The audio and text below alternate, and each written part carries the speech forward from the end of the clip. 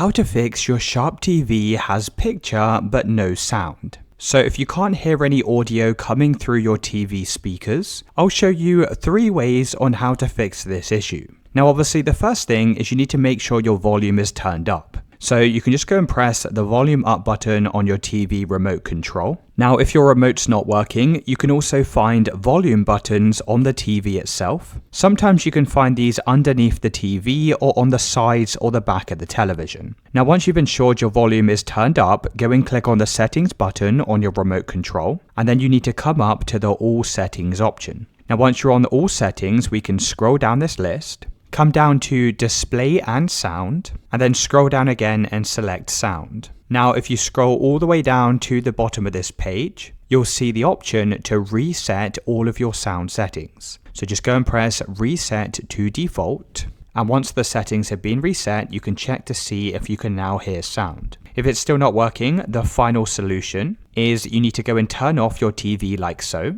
You can then come round to the main power outlet, and you need to unplug your TV from the main power for around about 60 seconds. Now at the same time of this being unplugged, come round to the physical television, and you need to locate the power button on your TV itself. So this could be located underneath the Sharp TV logo, or it could be found on the back or the sides of the television as well. Now just go and hold this button down for 30 seconds, and this will drain any residual power left in the device. Once you've done this, you can replug your television back into the main power supply. You can turn your TV on, and you should now be able to hear the sound.